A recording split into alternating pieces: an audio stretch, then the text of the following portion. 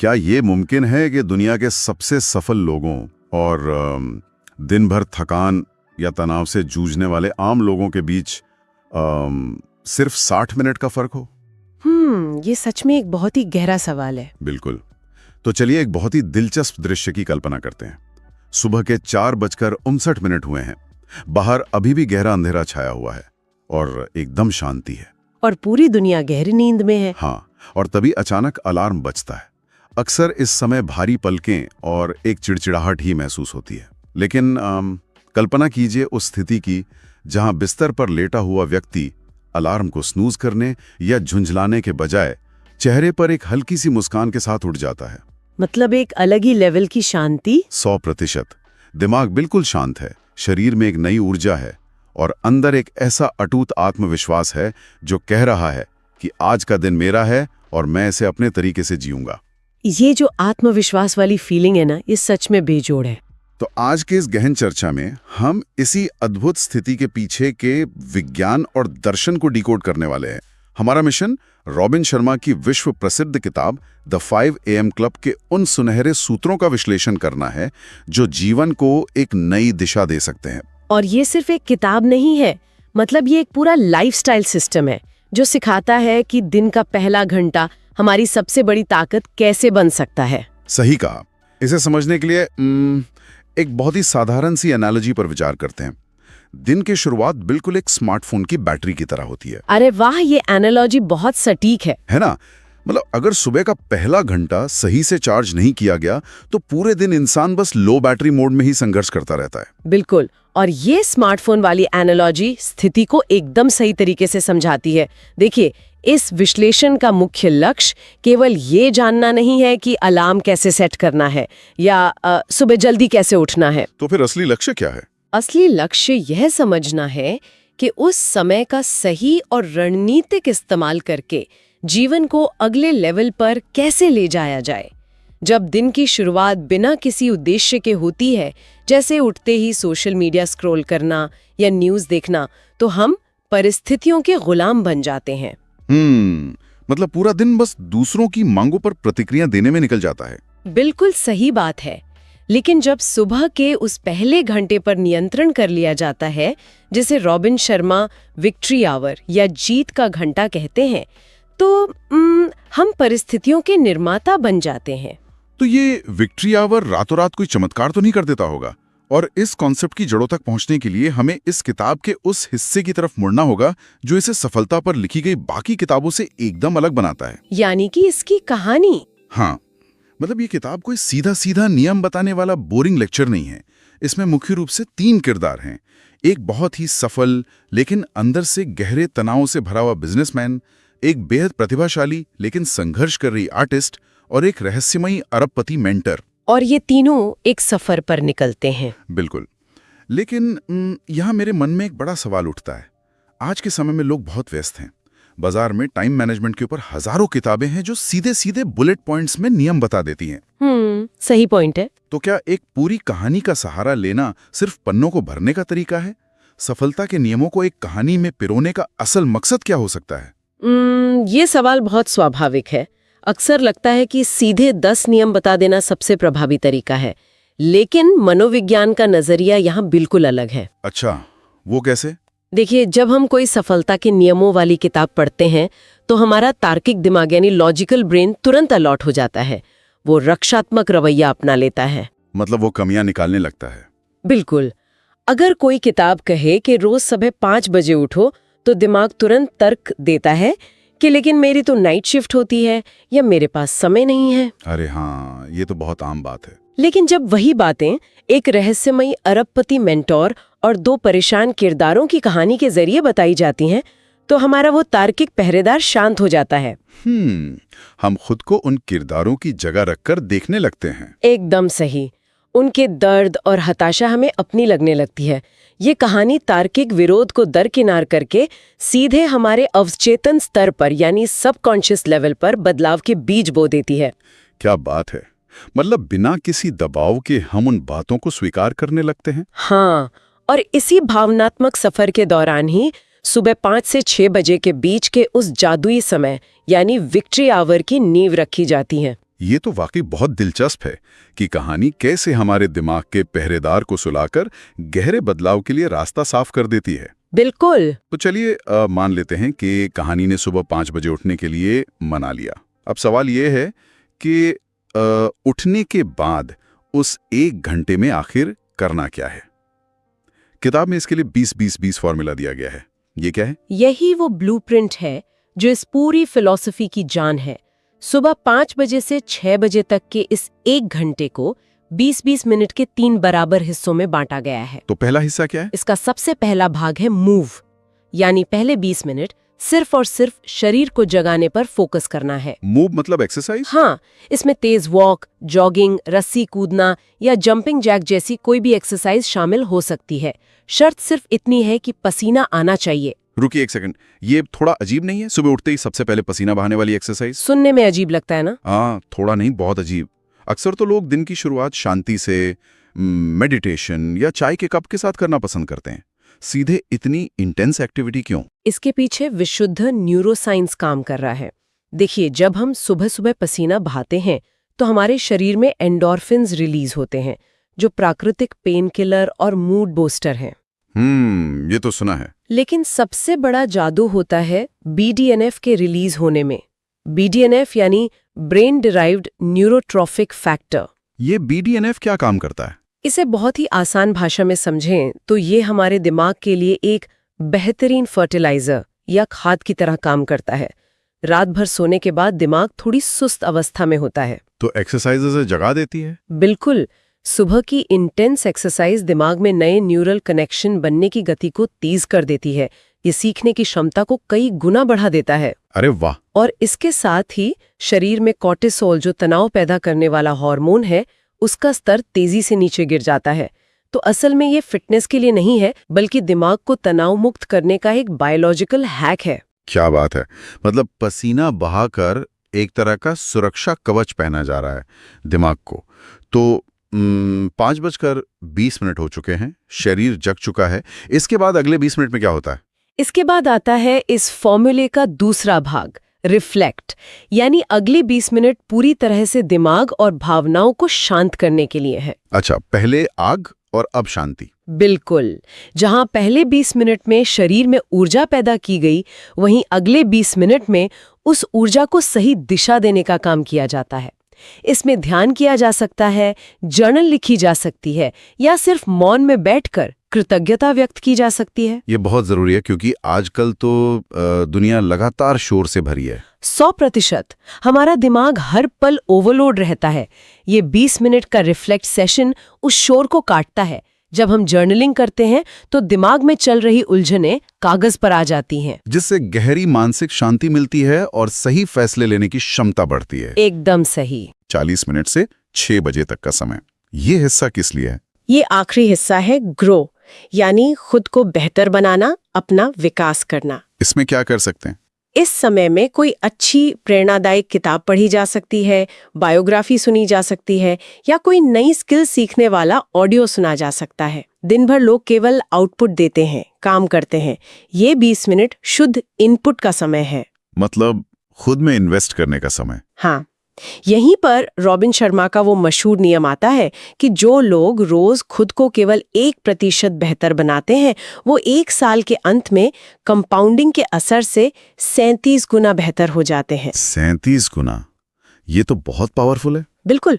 और इस प्रक्रिया को एक पक्की आदत बनाने के लिए इसे कम से कम 66 दिनों तक लगातार फॉलो करने की बात कही गई है, क्योंकि विज्ञान मानता है कि नई आदत को स्थापित होने में औसतन 66 दिन लगते हैं। रेस पोले 20-20-20 फॉर्मूले को आज की तकनीक की भाषा में समझना हो तो ये बिल्कुल एक कंप्यूटर के सिस्टम अपडेट की तरह महसूस होता है। वो कैसे? ये दिलचस्प लग रहा है। सोचिए, पहला हिस्सा मूव शरीर का हार्डवेयर रिबूट है, जिससे सिस्टम की सारी पुरानी सुस्ती खत्म होती है और मशीन फुल पावर पे ऑन होती है। बिल्कुल। दूसरा हिस्सा रिफ्लेक्ट, दिमाग के अंदर जमे हुए वायरस, बैकग्राउंड में चल रही फालतू एप्स और कैश मेमोरी को क्लियर करने का काम करता है, ताकि सिस्टम कभी हैंग ना हो। अरे वाह, बहुत ही शानदार एनालॉजी है। और तीसरा हिस्सा जो ग्रो है, वो दिमाग के अंदर एक नया और पहले से बेहतर सॉफ्टवेयर इंस्टॉल करने की प्रक्रिया है। अगर रोज सुबह सिस्टम अपडेट होगा तो क्रैश होने का सवाल ही नहीं उठता। ये सिस्टम अपडेट वाली एनालॉजी बहुत ही सटीक है। हार्डवेयर रीबूट, कैश क्लियर करना और नया सॉफ्टवेयर इंस्टॉल करना, यही प्रक्रिया हर सुबह एक नया रूप देती है। लेकिन यहाँ एक बहुत बड़ा खतरा भी है। खतरा? कैसा खतरा? अक्सर लोग सोचते हैं कि सफलता सिर्फ सही सोच रखने से मिल जाती है, और ये किताब इसी धारणा को तोड़ती है। इसी के साथ हम इस गहन चर्चा के सबसे गहरे हिस्से में प्रवेश करते हैं, 4 आंतरिक साम्राज्य, यानी द 4 इंटीरियर एम्पायर्स। तो मतलब सिर्फ माइंडसेट काफी नहीं है? बिल्कुल नहीं। किताब के अनुसार अगर सच में अजय बनना है तो केवल एक साम्राज्य से काम नहीं चलेगा, चारों को मजबूत करना होगा। यहीं पे मैं एक बहुत ही तीखा सवाल उठाना चाहूंगा। आजकल इंटरनेट खोलते ही हर दूसरा मोटिवेशनल स्पीकर सिर्फ माइंडसेट ठीक करने की बात करता है। हाँ, ये तो है। अपनी सोच बदलो, दुनिया बदल जाएगी, ग्रोथ माइंडसेट लाओ, यही सुनाई देता है। तो क्या ये किताब साबित करती है कि ये माइंडसेट वाला ट्रेंड अधूरा है? 100% अधूरा है। और ये समझना बहुत जरूरी है कि सिर्फ माइंडसेट पर निर्भर रहना एक बहुत बड़ा भ्रम है। अच्छा। रॉबिन शर्मा यहाँ बहुत स्पष्ट करते हैं कि माइंडसेट हमारी कुल सफलता का केवल 25% हिस्सा है। बाकी का 75% 3 अन्य साम्राज्यों पर निर्भर करता है। तो ये चारों साम्राज्य कौन से हैं? पहला है माइंडसेट, यानी सोच का साम्राज्य। ये हमारी साइकोलॉजी है। लेकिन दूसरा है हार्ट सेट, यानी भावनाओं का साम्राज्य। भावनाओं का साम्राज्य मतलब इमोशनल इंटेलिजेंस? हाँ, सोचिए, एक बड़ी कंपनी का सीईओ है जिसका विजन बहुत क्लियर है, उसका माइंडसेट मजबूत है, लेकिन वो अपने अंदर पुराने दुखों और गुस्से को दबाए बैठा है। क्या ऐसा व्यक्ति अपनी पूरी क्षमता से काम कर पाएगा? बिल्कुल नहीं। बिना सही भावनाओं के तो इंसान अंदर से खोखलाएं महसूस करेगा। सही कहा। मजबूत हार्ट सेट का मतलब है कृतज्ञता और एक खुशहाल भावनात्मक स्थिति। बहुत ही सटीक उदाहरण है। बाकी के 2 साम्राज्य कौन से हैं? तीसरा है हेल्थ सेट, यानी शरीर का साम्राज्य, हमारी फिजिकल फिटनेस। ये तो बहुत लॉजिकल है। हम कितने भी बड़े सपने देख लें, लेकिन अगर दोपहर के 2 बजते ही शरीर थकान से चूर हो जाता है तो उन महान विचारों का क्या फायदा? दुनिया बदलने के लिए शरीर में ऊर्जा होनी चाहिए। बिल्कुल। और चौथा साम्राज्य? चौथा, जो शायद सबसे ज्यादा नजरअंदाज किया जाता है, वो है सोल सेट, यानी आत्मा का साम्राज्य। आत्मा का साम्राज्य, इसका क्या मतलब हुआ? ये आंतरिक शांति और जीवन के उद्देश्य से जुड़ा है। जब कोई पैसा, शोहरत, सेहत सब पा लेता है, लेकिन उसे यही ना पता हो कि वो यह सब क्यों कर रहा है, तो वो एक गहरे खालीपन का शिकार होता है। मतलब जीवन का असली मकसद? हाँ, इन चारों का एक परफेक्ट संतुलन ही असली और टिकाऊ सफलता है। 20-20-20 फॉर्मूला दरअसल इन्हीं चारों को हर सुबह एक साथ नर्चर करने का एक व्यवहारिक तरीका है। ये वाकई आंखें खोलने वाला नजरिया है। माइंडसेट सिर्फ 25% है। ये बात पूरी मोटिवेशनल इंडस्ट्री के दावों को चुनौती देती है। बिल्कुल देती है। अब जब हम इन साम्राज्यों की गहराई को समझ चुके हैं तो कुछ बहुत ही व्यावहारिक नियमों और असल जिंदगी की चुनौतियों पर बात करते हैं। किताब में कुछ बेहद पावरफुल लेसन्स दिए गए हैं। हाँ, जैसे कि सबसे पहला और सख्त नियम, उठने के बाद पहले घंटे में मोबाइल को बिल्कुल नहीं छूना है। इसे पूरी तरह डिस्ट्रैक्शन फ्री रखना है। दूसरा बड़ा नियम है consistency is greater than intensity. मतलब एक ही दिन जिम में 5 घंटे पसीना बहाने से बेहतर है रोज 20 मिनट व्यायाम करना। सही बात है, छोटे छोटे कदम ही बदलाव लाते हैं। और तीसरा दिलचस्प नियम है काम और रिकवरी का संतुलन, जिसे twin cycle off peak performance कहा गया है।